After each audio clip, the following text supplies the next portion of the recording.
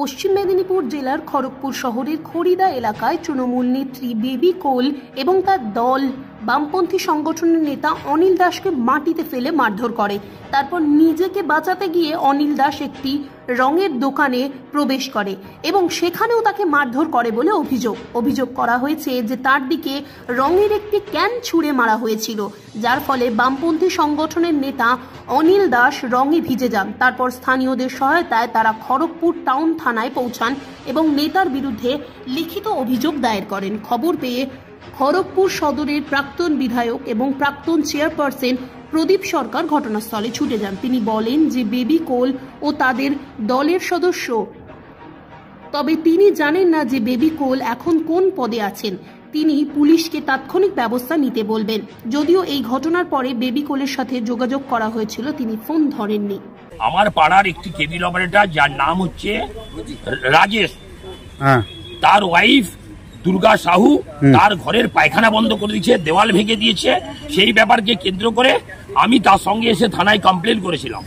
অভিযোগ করার পর সেই অভিযোগের ভিত্তিতে পুলিশ ইনকোয়ারি করেছিল এবং সেই জন্য এইটা করা হলো যাতে কারো উপরে কেউ অত্যাচার করলে যে প্রতিবাদ করবে তাকে প্রাণে মেরে ফেলো। এই পরিবেশটা তৈরি করার মধ্য দিয়ে যাতে কোনো প্রতিবাদ না হয় তার একটা চক্রান্ত চলছে এই তৃণমূল দলের পক্ষ থেকে। আমি প্রশাসনের কাছে দাবি করব 12 ঘন্টার মধ্যে 4 জন যেন অ্যারেস্ট হয় এবং যে ঘরটা ভেঙে দেওয়া হয়েছে, দেওয়াল পায়খানা বন্ধ করে দিচ্ছে, তার দেওয়াল দেওয়া হয় এবং পায়খানাটা চালু করা হয়। যদি না হয় 12 ঘন্টা পর আমরা বামপন্থীর পক্ষ থেকে বৃহত্তর লড়াইয়ের জন্য আমি প্রস্তুতি নেব। আচ্ছা, কি হয়েছিল? আপনি কোথায় ছিলেন তখন? আমি খড়িদা বাজার থেকে সোজা যাচ্ছিলাম বাড়ি। আচ্ছা, রাস্তায় ছিলাম, রাস্তায় দাঁড় করিয়ে রাস্তায় ফেলে এইসব করা হয়েছে। 3000 টাকা। আপনার গায়ে কি দিয়েছে? গায়ে প্রথমে কালো রং নিয়ে এসেছিল, পিচকিরিতে দিয়েছে।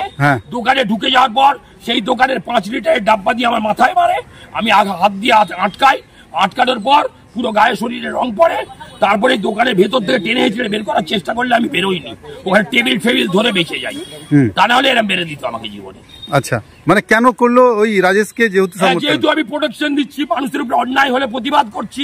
এই প্রতিবাদী চরিত্র, প্রতিবাদী মুখ এই দল থাকতে দেবে না।